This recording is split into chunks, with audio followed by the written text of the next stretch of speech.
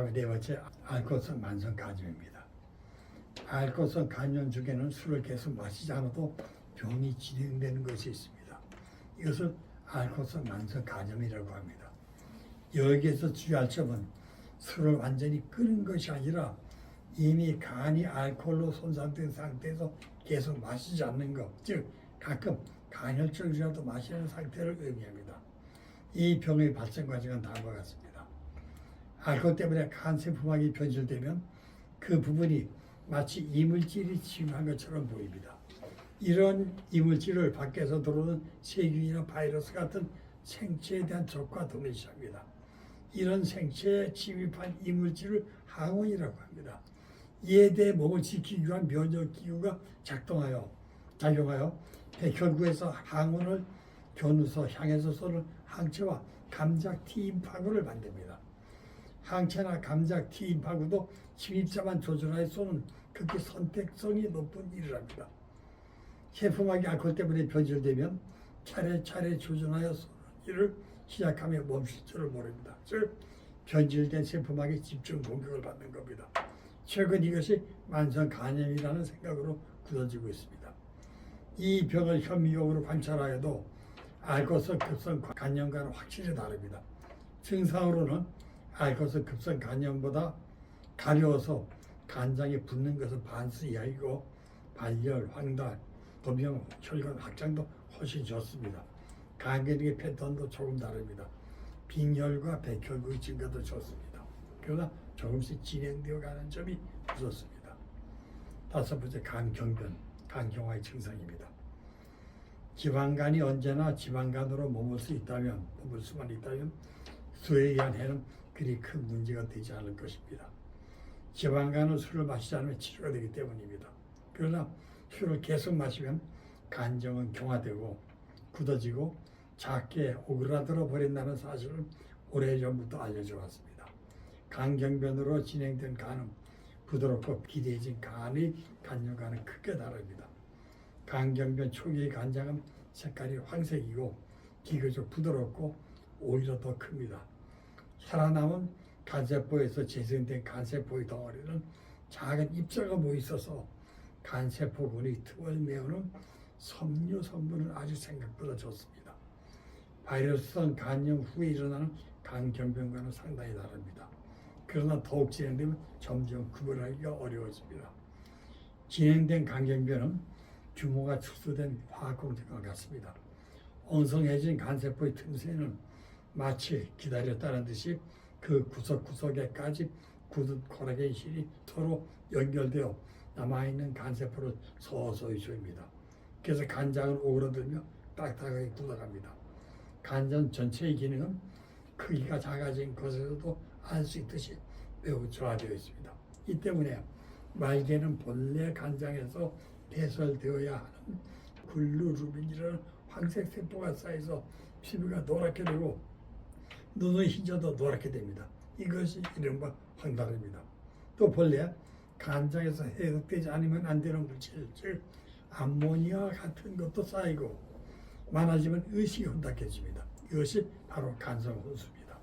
한편 간장이 딱딱해지고 두루두루 혈액의 통로가 좁아지기 때문에 문맥에서 간장으로 들어간 다음 다시 간전맥을 통해서 빠져나가야 할 다량의 혈액이 간장에서 막히게 됩니다.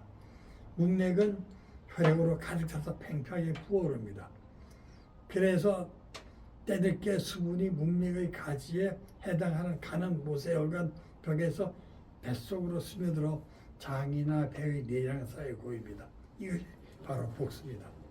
이 복수를 처음에는 음식물이나 음료를 많이 마셔 배가 부른 것으로 오인하기 쉽습니다. 차차 배는 임산부의 복부처럼 부풀어 오르므로 비로소 복수인 것을 깨닫게 됩니다.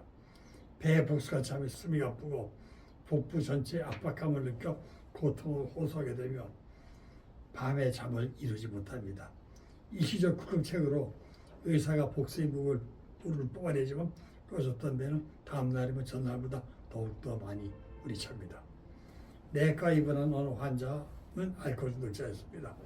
심하게 배가 불어오른 그는 숨이 차고 괴로워했습니다. 담당 의사가 들어오고 첫 지시리 아닌 병원 임상의 병상에서 커다란 주사기로 복기 시작했습니다.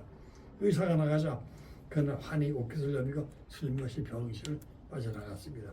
그리고 한참 만에 병실에 들어온 그 입에서는 술 냄새가 진동을 했습니다. 복부의 배꼽을 중심으로 상하 좌우로 푸른 정맥이 지렁이처럼 구불구불 두드러져 나오고 간에 있는 혈관들이 폐색이 되고 식도와 위와 비장에도 혈액이 저류하여서 그 정맥들이 풀어오릅니다. 인체를 한 바퀴 돌고 온 혈액이 간장이 굳어져 그리로 들어가지 못하고 식도 정맥에서 역류하다가 압력을 이지 못하고 터져버리는 것이 식도 정맥 파열입니다. 특히 식도 정맥이 꽈리처럼 부풀어 올라 마치 풍선이 터지듯 터져버리면 다량의 출혈을 일으켜 빈자 상태에 이르게 됩니다. 이러한 상태를 식도정맥 파열이라고 부릅니다. 이런 증세는 식도정맥 혹은 강경병 환자의 80%가량에서 볼 수 있으며 강경병 환자들 중 3분의 1에게서 파열에 의한 출혈이 일어납니다. 치료 후 출혈의 재발률도 매우 높습니다.